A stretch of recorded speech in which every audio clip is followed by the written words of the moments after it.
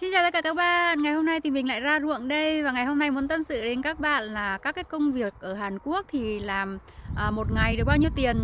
Các loại công việc từ lương cao đến lương thấp thì gồm có những loại công việc gì, và ở Hàn Quốc thì mọi người cứ lo lắng là sang Hàn thì làm thì có tiết kiệm được tiền hay không và tiết kiệm được khoảng bao nhiêu tiền một tháng nhé, đối với từng loại công việc khác nhau. Bây giờ thì mình đang ở ruộng này là ruộng trồng ngô các bạn ạ. Chồng mình đã làm luống hết như thế này rồi và bây giờ chuẩn bị bọc ni lông, và các bạn thấy thì có cái máy đằng sau thì chồng mình đang làm ở cái chỗ đó.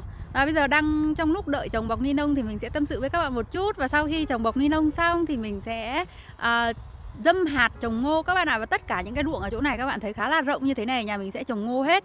Và đất ở này cũng là đất thuê các bạn ạ. Một cái chỗ ruộng rộng như thế này ở Hàn Quốc thì thuê là 400.000 won một tháng. Đây các bạn thấy, mình sẽ chỉ ví dụ như từ đầu đằng này đấy, và đi quay hết một vòng đến tít đầu đằng kia. Nói chung là chỗ này thì cũng khoảng được hơn 2 sào ruộng Bắc Bộ một năm các bạn ạ. 400.000 won một năm, nói chung là cũng không phải quá là đắt, cũng không phải rẻ, nó giá ấy là giá bình thường. Và bây giờ mình sẽ bắt đầu tâm sự với mọi người, và mọi người nhớ theo dõi video, đăng ký kênh và like video giúp mình nhé. Hiện nay thì ở Việt Nam mình có rất là nhiều người muốn sang Hàn Quốc để làm việc, để kiếm tiền. Cũng có rất là nhiều cách để sang Hàn. Thì những cái cách đi thì các bạn có thể hỏi bên làm xuất khẩu lao động, đặc biệt là tìm hiểu nhiều công ty xuất khẩu lao động. Mình thì không có làm bên giấy tờ hay không có làm hồ sơ các bạn ạ. Chỉ có chia sẻ đến các bạn một số những cái kiến thức thực tế tại Hàn Quốc. Ở Hàn Quốc thì hiện nay thì có những cái công việc gì mà người nước ngoài hay làm, đặc biệt là người Việt Nam. Và làm những cái công việc đó thì một ngày được bao nhiêu tiền. Và những cái số tiền các bạn kiếm được như vậy thì các bạn sẽ tiết kiệm được bao nhiêu tiền một tháng. Cũng có rất là nhiều trường hợp mà có cả vợ chồng sang bên này kiếm tiền các bạn ạ. Đi cả vợ lẫn chồng, con cái thì ở nhà bố mẹ chăm, và sang bên này thì hai vợ chồng chỉ đi làm kiếm tiền và gửi về thôi. Thì họ đã kiếm được khoảng bao nhiêu tiền và tiết kiệm được bao nhiêu nhé. Đầu tiên thì mình sẽ chia sẻ đến các loại công việc tại Hàn Quốc hiện nay người Việt đang làm. Mỗi đối tượng làm việc thì có những cái đặc thù công việc và phạm vi công việc khác nhau. Và nhiều bạn thì cũng muốn đi xuất khẩu lao động, nhiều người đang tìm hiểu con đường đi xuất khẩu lao động hay là muốn sang Hàn làm việc. Tuy nhiên thì còn thắc mắc rất là nhiều vấn đề. Ví dụ như là sang bên đấy thì có việc làm hay không hả em? Sang bên đấy lương như thế nào? Sang bên đấy làm thì một tháng mình tiết kiệm được khoảng bao nhiêu tiền, liệu có kiếm được tiền hay không, rồi là sang bên này thì có những cái vấn đề gì, nguy hiểm gì hay không, có cái gì cần phải lo lắng quá hay không. Ngày hôm nay thì em cũng sẽ chia sẻ với mọi người nhé. Và mọi người ơi, ông chồng nông dân của em bây giờ đang đùn máy ở đằng kia. Chồng em thì bây giờ đang cặm cụi bọc ni lông, nói chung là làm một mình. Cũng không có cần vợ giúp đâu, tại vì cái công việc này thì có thể tự làm được. Đi một đoạn mà chỗ nào nó bị bong ra ni lông nó không vào luống ấy là xuống lấy cái xẻng bắt đầu xúc như thế kia. Đấy, rất là chịu khó, nói chung là tuyệt vời. Công việc đầu tiên mình chia sẻ đến các bạn đó là làm xây dựng các bạn ạ. Làm xây dựng thì công việc này nó hơi vất vả một tí, con gái hay con trai thì đều có thể làm được. Và công việc của con gái và con trai thì nó cũng khác nhau. Lương nhận cũng khác nhau các bạn ạ, nhưng mà so với các cái nghề khác thì là lương cao hơn một chút. Và cái việc xây dựng này thì thực ra không phải muốn làm là làm được, tại vì nó cũng cần phải có sự quen biết này thì người ta mới giới thiệu cho, hoặc là các bạn cũng phải biết một ít tiếng thì cũng có thể dễ dàng xin được hơn, hoặc là các bạn phải biết được một cái nhóm người cùng đi làm với nhau thì có thể giúp đỡ lẫn nhau này, rồi cùng đi làm các cái công trình với nhau, như thế thì dần dần cái mối quan hệ của mình nó nhiều hơn, công việc nhiều hơn và kiếm được nhiều tiền hơn. Vậy thì làm xây dựng một ngày được bao nhiêu tiền? Đối với nam thì là một ngày được 200.000 won. Đối với nữ thì một ngày khoảng được 140 tới 160.000 won một người. Vậy đổi ra tiền Việt thì khoảng được bao nhiêu ạ? Đối với nam thì cao nhất làm được khoảng 4 triệu Việt Nam đồng một ngày, và đối với nữ thì khoảng được 3 triệu Việt Nam đồng một ngày. Đấy cũng là một con số không hề nhỏ, và đối với người Hàn thì cũng không phải ai cũng đi làm được công việc đó, tại vì công việc ấy nó khá là vất vả và nặng nhọc. Đối với nam thì thường làm công việc gì ạ? Các bạn nếu bạn nào mà làm ở công trường, làm ở bên xây dựng rồi thì biết. Chúng ta có thể làm một số công việc như là đóng cái dàn sắt mà họ đổ bê tông ấy các bạn, cũng những cái cột sắt ấy thì nam giới tay họ khỏe này, sức họ nhiều này, họ phải đi vác cái sắt mà sắt cái thanh nó nhỏ nhỏ như là 2-3 ngón tay gì đấy, các bạn thấy nó dài thườn ra đấy, bắt đầu là vác những cái sắt đấy vào cái chỗ mình cần này, rồi đóng nó thành một cái khung mà trước khi người ta đổ bê tông ấy. Thì có nhiều nơi họ thuê theo ngày thì có nghĩa là theo công nhật, có nơi thì họ thuê khoán các bạn ạ. Đối với mỗi người bạn nào mà có kinh nghiệm và năng lực làm nhanh này, làm chuẩn này, thì mình làm được nhiều thì mình lại nhận được nhiều tiền hơn. Bạn nào mà mới làm hay là yếu chẳng hạn ấy thì làm được ít hơn. Còn nếu mà thuê theo ngày thì họ sẽ trả lương theo ngày cho các bạn. Hoặc là cái công việc trộn vữa này rồi phụ hồ này, đấy, nhiều công việc lắm. Thì ở trong công trường có công việc gì thì họ nói cho mình thì mình làm. Nhưng mà thường nếu mà họ thuê bạn ấy thì thường là làm chuyên một cái công việc gì đó. Ví dụ như bạn nào mà làm dàn thì chuyên làm dàn thôi. Bạn nào mà bện những cái cột đấy, cột sắt ấy thì lại chuyên bện những cái cột sắt ấy thôi. Nói chung là mỗi cái công việc nó có một cái đặc thù riêng. Và mình nghĩ là những cái công việc xây dựng thì thường là con trai cũng phải có sức khỏe này, cũng phải có năng lực, phải có kinh nghiệm một chút thì mới có thể làm được. Còn đối với nữ mà làm nông, làm xây dựng thì công việc thường là giúp cho những cái người thợ chính ấy, họ xây dựng hay là họ căn chỉnh này, họ đo đạc. Ví dụ như chúng ta sẽ cầm chỉ để cho họ căng dây này, để họ xây này, hay là họ đăng, họ định vị các bạn. Hoặc là có một số chỗ thì chúng ta sẽ cầm những cái cột để cho họ định vị bằng máy, định vị mốc này, định vị chỗ này. Hoặc là có những cái nơi thì chúng ta sẽ đi dọn dẹp, ví dụ như là thu dọn cái chỗ khu công trường mà họ làm việc ấy, như là thu bao bì này, thu sắt thép này, rồi thu đá sỏi, những cái chỗ mà nó bị gọi là những cái rác thải của cái xây dựng đấy, gom gọn vào một chỗ hay là phân loại nó ra. Thì thực ra là cái công việc xây dựng nó sẽ nặng nhọc hơn ở các cái công việc khác một chút, và cái tính nguy hiểm của nó cũng cao hơn. Vì vậy là lương nó cao các bạn ạ. Họ thuê thì thường là họ thuê theo tháng, làm liên tục, chứ không ít người họ thuê công nhật mà thuê kiểu thuê ngắn lắm. Lần trước thì cũng có nhiều bạn cũng có giới thiệu hỏi là em ơi có làm xây dựng không, lương cũng cao đấy, nhưng mà em thì bây giờ đang bận các bạn ạ, không thể đi làm được. Ở nhà thì đi làm nông, còn rảnh thì lại phải đi học làm tóc, cho nên bây giờ thì muốn đi làm lắm, nghe được nhiều tiền mà ham. Một ngày được 150, 160 ngàn won, thật sự nghĩ mà đã thích rồi, đúng không ạ? Và cái công việc lương cao thứ hai đó là làm ở quán ăn. Làm ở quán ăn thì một tháng các bạn họ thì thường thuê theo tháng, còn thuê làm thêm thì thường lương cũng thấp các bạn ạ. Quán ăn thì tùy quán, có quán nào mà đông khách thì họ sẽ trả cho bạn lương cao hơn, nhưng mà cái mật độ làm việc của bạn chắc chắn là sẽ rất là nhiều và rất là nhanh. Quán nó ít khách hay là nó ở cái khu vực nó tỉnh lẻ một chút ấy, thì họ sẽ thuê các bạn lương thấp hơn một chút, nhưng mà thực ra thì nó sẽ nhàn hơn này, rồi ít khách. Lương cao thì ở quán ăn lương được khoảng 2,5 triệu đến 2,7 triệu ngàn won. Thì các bạn làm ở trong quán ăn thì lương dao động từ 40 triệu tới 50 triệu đồng một tháng. Thì làm ở quán ăn có cái đặc thù là các bạn làm trong cái thời gian rất là dài, một ngày phải làm 12 tiếng. Ví dụ như các bạn làm từ 10 giờ sáng thì đến 10 giờ tối mới được nghỉ. Có nơi thì họ sẽ làm từ 10 giờ sáng cho tới 9 giờ tối. 1 tiếng ăn trưa là nghỉ giữa giờ, các bạn ạ, khoảng 12 giờ các bạn nghỉ trưa, ăn trưa 1 tiếng. Hoặc là cái lúc đấy mà đông khách thì các bạn cũng phải lùi cái thời gian tổng lại là được nghỉ 1 tiếng ở giữa giờ. Lúc đông khách thì các bạn sẽ rất là bận, còn lúc mà ít khách thì chắc là cũng sẽ được nghỉ ngơi một chút. Đấy là cái đặc thù ở quán ăn. Còn tiếp theo cái công việc kiếm được nhiều tiền đó là làm nông các bạn ạ. Làm nông thì một ngày bây giờ hiện tại đối với nam là được 120.000 một ngày, đối với nữ là được 100 ngàn won một ngày. Đổi ra tiền Việt thì được từ 2 triệu đối với nữ này, 2,5 triệu đối với nam. Thì cái số tiền đó cũng khá là lớn, đúng không ạ? Công việc làm nông thì một ngày đặc thù hiện tại ở Hàn Quốc là họ sẽ thuê các bạn theo ngày, và làm việc xong là các bạn được nhận tiền ngay và nhận tiền mặt. Như thế là cảm thấy khá là an toàn và cũng thấy khá là vui, đúng không ạ? Sau khi làm việc xong thì chúng ta sẽ được nhận tiền ngay. Ôi trời ơi, không có gì phải lo lắng này, không sợ quỵt lương này, không sợ bị trốn này, rồi nhận tiền ngay, cho nên là cảm thấy nó đảm bảo và an toàn hơn. Đối với cái việc làm nông ấy thì một ngày làm 9 tiếng các bạn ạ, nghỉ trưa 1 tiếng để ăn trưa. Ví dụ các bạn đi làm thì đi làm từ 7 giờ sáng đến 5 giờ chiều là các bạn nghỉ 1 tiếng để ăn trưa giữa giờ. Ví dụ như là từ chỗ nhà mình mà ra đến đây nào cũng phải mất 30 phút đi xe ấy các bạn. Mà đất này là đất nhà mình thuê, và cái chỗ diện tích đất này thì nó không có nhiều. Còn những cái nơi làm nông lớn ấy thường là phải đi khoảng 30 phút cho tới 40 phút, cũng thậm chí đến 1 tiếng đồng hồ để các bạn phải đi xe. Thì thường những cái chỗ làm nông ấy các bạn không phải lo lắng đâu, tại vì từ cái chỗ bạn trọ ấy họ sẽ đón bạn trực tiếp từ cái nơi bạn trọ. Bạn chỉ cần lên xe, họ đưa các bạn đến nơi làm việc, và sau khi làm việc xong họ sẽ đưa bạn về nhà. cho nên là cái khoản đi lại thì chúng ta không phải lo.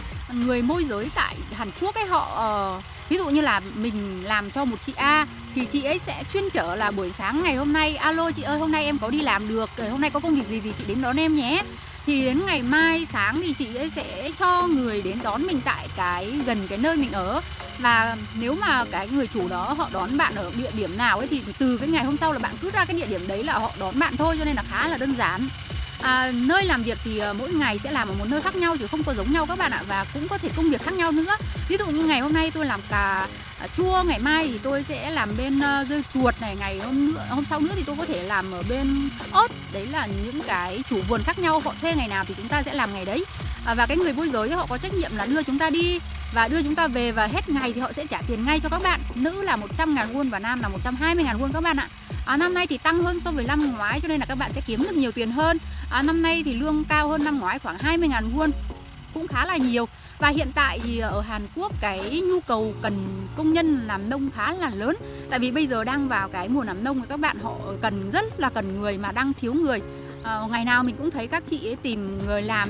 Hôm nay có ai làm cho em không à? Các chị ơi, các anh ơi, ngày hôm nay em cần có 5 người, 10 người làm ở khu A, khu B, làm cái công việc cà chua, làm công việc ớt này, rồi ai làm cho em thì nhớ alo cho em nhé. Đấy, thì các bạn chỉ cần tham gia những cái nhóm như thế, hoặc là người nhà của các bạn ở trong những cái nhóm hộ cộng đồng người Việt ở một khu nào đó, thì khi mà có việc thì họ sẽ đăng lên, để các bạn chỉ cần lấy số điện thoại, alo chị ơi ngày hôm nay chị có việc gì chị cho em làm với này, rồi là hay là ngày mai chị đi đón em ở cái địa điểm này, thì như thế là ok các bạn ạ.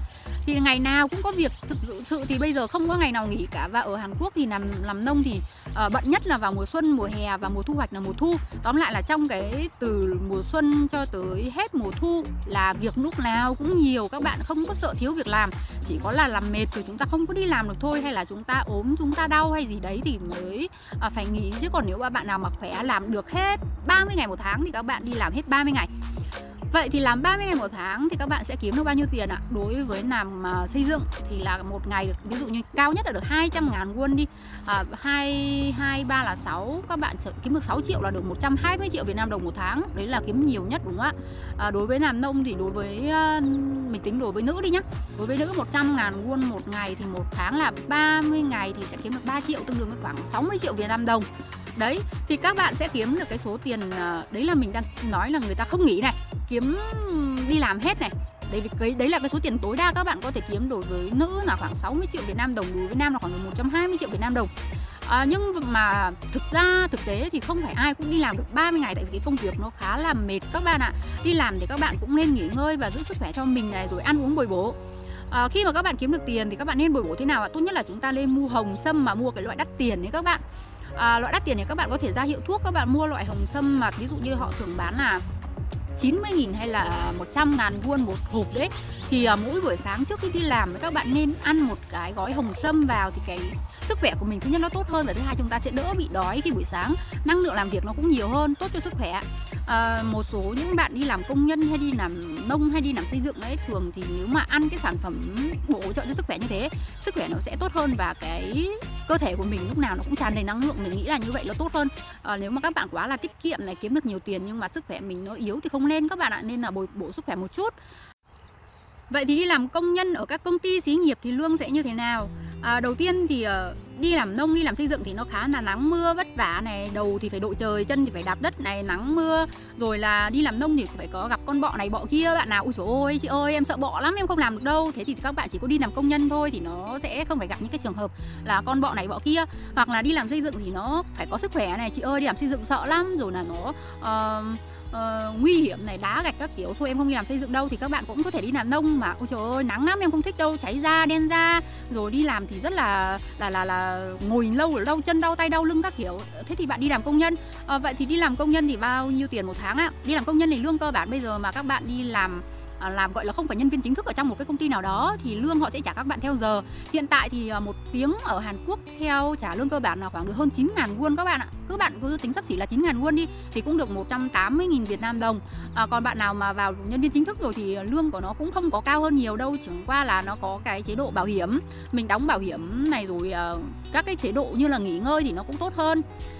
Thường thì ở các công ty Hàn Quốc nghỉ tùy theo công ty các bạn ạ. Làm 1 tháng thì, 1 tuần nghỉ 2 buổi thứ Bảy, Chủ nhật. Có những công ty thì họ sẽ nghỉ 1 buổi Chủ nhật thôi. Nói chung là mỗi công ty có một đặc thù khác nhau. Họ sẽ tính tiền cho các bạn theo những cái ngày làm việc và giờ làm việc. Còn đối với làm nhân viên chính thức thì các bạn sẽ nhận được nhiều đãi ngộ hơn. Ví dụ như là chúng ta được nghỉ vào những ngày lễ Tết này, hay là cũng những ngày lễ Tết chúng ta nghỉ chúng ta vẫn được nhận lương. Nói chung là theo những cái chế độ của Bộ Lao động. Thì đấy là nhân viên chính thức. Còn như ở công ty thì thường lương trung bình là cứ khoảng 2 triệu. Bạn nào mà làm tăng ca, có công ty tăng ca ấy, thì các bạn cũng có thể kiếm được tới 2,5 triệu, 3 triệu won. Đấy là một số những cái đặc thù làm công nhân ở trong công ty các bạn ạ. Một số có bạn mà làm tăng ca thế nào mà 1 tháng lương cũng được khoảng 4,5 triệu, cũng là khoảng 80 đến 90 triệu Việt Nam đồng 1 tháng các bạn ạ. Không biết là bạn ấy làm tăng ca thế nào, mình nghĩ là chắc là một ngày 24 tiếng thì làm khoảng 14 đến 16 tiếng đồng hồ quá. Làm thật sự rất là nhiều, có nghĩa là thực sự rất là khỏe và làm rất là siêng. Vậy là cái công việc, mỗi cái công việc thì nó có những cái đặc thù khác nhau này, rồi lương thưởng hay là cái chế độ làm việc, cái môi trường làm việc nó cũng khác nhau các bạn ạ. Vậy thì bạn nào mà muốn đi Hàn Quốc hay là trước khi đi mà cứ lo lắng thì không phải lo bên này thiếu việc làm đâu, chỉ có lo các bạn không có sức khỏe để làm thôi. Và tiền thì các bạn kiếm được bao nhiêu thì phụ thuộc vào cái chi tiêu của các bạn. Ví dụ như 1 tháng các bạn kiếm được 40 triệu Việt Nam đồng, các bạn chỉ tiêu mất khoảng 15 triệu thôi thì các bạn cũng để được ra khoảng 25 triệu đúng không ạ? Bạn nào mà kiếm được khoảng 100 triệu Việt Nam đồng chẳng hạn thì các bạn tiêu mất 20 triệu thì cũng phải để được khoảng 80 triệu, cũng khá là ok.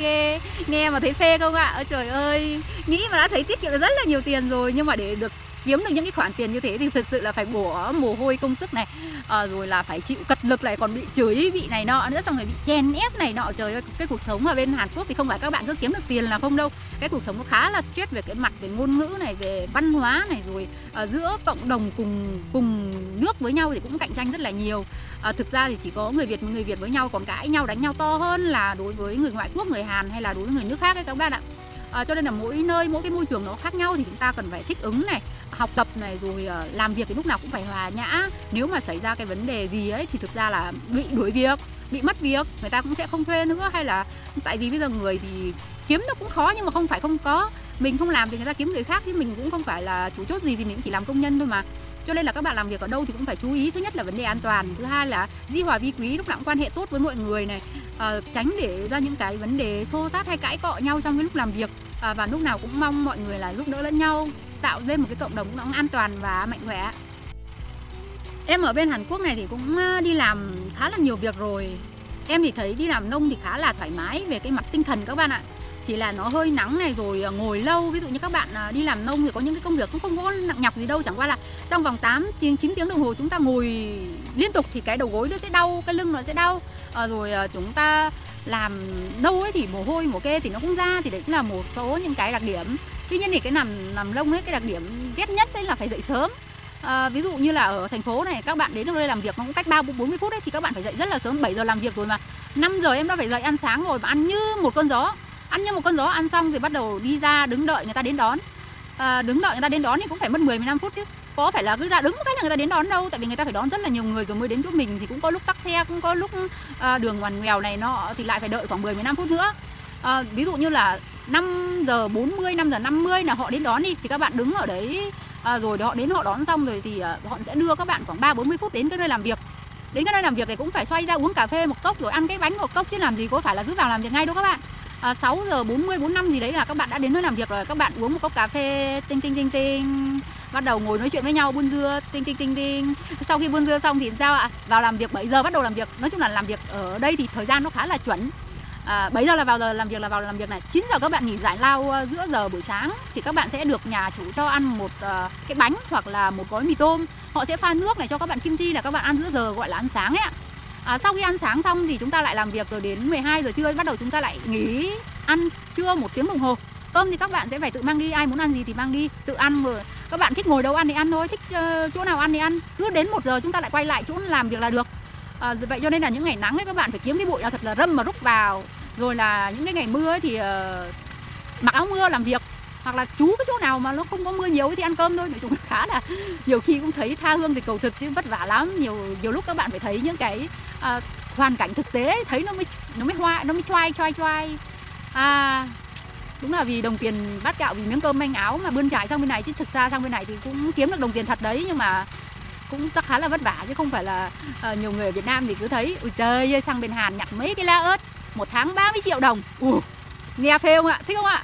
Wow, nhặt mấy cái lá ớt 1 tháng 30 triệu đồng. Rồi là một số những cái cô mà ở Việt Nam mà chưa có sang ấy, thấy người ta sang bên này người ta kể mà. Ví dụ như đi nhặt củ khoai lang đi, khoai tây đi thu hoạch ấy, thì chúng ta cũng chỉ ngồi ghế thì gắn vào đít rồi là ngồi một chỗ này, người ta đổ đống khoai lang ở đấy rồi, thì các bạn cứ ra là các bạn ngồi, các bạn nhặt cho vào sọt thôi. Bắt đầu người ta mới nói đấy, ngồi một chỗ nhặt vậy thì ai chả nhặt được, lặng nhặt cái gì, đúng không ạ? Nhiều người nghĩ vậy rồi 1 tháng ui dồi ôi 50-60 triệu đồng cơ á, nghe thì thích không ạ? Ở Việt Nam mình thì thực ra kiếm mà được 10 triệu 15 triệu là cũng cảm thấy gọi là cũng đủ ăn đủ tiêu rồi. Còn bạn nào mà kiếm được 20 triệu là thấy ui dồi ôi giỏi thế, kiếm được nhiều tiền thế, đúng không ạ? Sang bên này thì kiếm thấy được 50-60 triệu, thấy thích không ạ? Nghe đã thấy thích rồi, không phải đùa, nghe thích lắm. Nhưng mà ngồi đấy các bạn không biết đâu, nhặt thì nó không có nặng nhọc gì nhưng mà nó mỏi, khổ lắm. Ngồi một chỗ, ngồi 1 tiếng thì không sao. Chúng ta ở Việt Nam thì nhà chúng ta làm nông thì chúng ta cứ làm 2-3 tiếng chúng ta nghỉ, đúng không ạ? Nghỉ ngơi rồi lúc nào thích thì lại làm tiếp. Nhưng bên này thì không, phải làm liên tục. Rồi là nhặt phải tốc độ nhanh nhá, phải các bạn nhặt Hana rồi đếm 1, 2, 3, 4 củ đâu. Trời ơi, nhặt phải nhanh, không nhanh người ta ra người ta chửi ấy các bạn. Người Hàn người ta có cái phong cách làm việc rất là nhanh, có nghĩa là làm cái gì nhanh như một cơn gió ấy. Ăn là cũng phải ăn nhanh, làm là phải làm nhanh. Nói thì nói nhanh thì không có hiểu gì. Đấy, nói thì không cần nói nhanh cũng được. Làm là phải nhanh mà phải chuẩn nữa. Làm sai là còn bị chửi ấy, nó ra. Người ta chửi thì người ta chửi tiếng Việt không được thì người ta chửi tiếng Hàn thì nghe cũng cú chứ mẹ, nói xong chả hiểu cái gì, nghe có thấy điên không ạ? Cũng thấy điên lắm. Em thì nhiều khi mà nói cái gì mà em không hiểu, em thấy đang nói cái gì nhỉ? Đang nói xấu mình gì nhỉ? Đang chửi mình gì nhỉ? Đấy, đang ngồi nghĩ xem nó nói cái gì nhưng mà chả hiểu người ta nói cái gì, nhưng mà nghĩ cũng tức. Không hiểu mà cũng tức. Thế nó mới buồn cười chứ. Chồng em đang làm một tít đằng kia bây giờ chạy ra chỗ này làm rồi, chả hiểu sao lại có cái luống ở ngay chỗ này để đi chạy ra đây. Ồn ơi, đồn người ta đang quay video thì ra đây ồn thế này thì quay cái gì? Chồng ơi là chồng. Hôm nay rất là vui chia sẻ đến các bạn một số những loại công việc ở Hàn Quốc này, gồm có làm xây dựng, làm nông, rồi làm ở trong một số quán ăn nhà hàng, hay là các bạn đi làm ở công ty. Thì mỗi cái công việc nó có sẽ những cái đặc thù riêng. Và các bạn yên tâm là sang bên Hàn này chỉ không có thiếu việc, chỉ sợ không có sức để làm việc thôi. Và khi mà chúng ta làm chăm chỉ thì chúng ta cũng sẽ tiết kiệm được rất là nhiều tiền. Và mỗi số tiền mỗi người kiếm được thì có những cái cách tiết kiệm khác nhau, và mỗi người cũng sẽ tiết kiệm được cái số tiền khác nhau. Có nhiều đôi vợ chồng 1-2 năm đi làm ở Hàn Quốc mà tiết kiệm được khoảng 1-2 tỷ ở Việt Nam là chuyện bình thường, và họ tiết kiệm rất là giỏi. Còn đối với em thì ở 2 năm Hàn Quốc thì chả được bao nhiêu tiền, tại em ham ăn với lại ham chơi lắm, chả chịu đi làm mấy đâu. Lúc nào buồn thì đi làm 1-2 ngày vậy thôi, chứ còn nếu mà ngày nào mà cũng chăm đi làm thì chắc cũng có tiền đấy các bạn ạ. Và bây giờ thì em sẽ chăm chỉ đi trồng ngô đây, không tí nữa chồng em nó xúc đít nó đuổi về Việt Nam mất. Và trồng ngô thì khá là nhàn, nó cũng không có gì khó cả. Ngày hôm nay thì sẽ chăm chỉ và trồng hết cái ruộng ngô này. Mọi người hãy cổ vũ cho em xem là năm nay em làm nông kiếm được bao nhiêu tiền và trồng ngô thì có ăn thua hay không nhé. Và đây chồng em thì có chỗ máy chạy được, có chỗ thì phải lấy tay để làm các bạn ạ. Máy không phải lúc nào cũng chạy được, cũng khá là chăm chỉ chịu khó. Vậy là cũng ok rồi. Chỗ nào thiếu đất thì bắt đầu lấy cái xẻng xúc và đổ vào. Và bây giờ thì có vài luống rồi, em sẽ chuẩn bị đi trồng ngô lên những cái luống như thế này. Ở đây mùa xuân thì hoa nở trắng đồi các bạn ạ. Các bạn thấy những cái bụi hoa dại ở đây họ cũng nở cũng rất là đẹp. Và thật là nó có chồng em lái máy thì không có dễ đâu các bạn ạ. Sao mà lái từ luống này nhảy sang luống kia vậy chồng? Nhiều lúc đu cho lò lè nữa nhá. Mệt. Cười cái gì mà cười, chăm làm đi chồng ơi. Những ngày đi bọc ni lông này gió nó còn thổi nữa thì đúng là khóc nước mắt luôn các bạn ạ. Túi bóng nó bay ấy, nó có vào luống đâu. Bây giờ thôi em chuẩn bị chịu khó ra giúp chồng đây. 열심히 해. 힘들어 죽겠어? Mệt không? Mệt không? Có mệt không? Mệt lắm. Mệt lắm. Fighting! Hôm nay rất là vui tâm sự với mọi người. Hy vọng mọi người like video và nhớ đăng ký kênh giúp em nhé. Xin chào và hẹn gặp lại các bạn trong những video tiếp theo.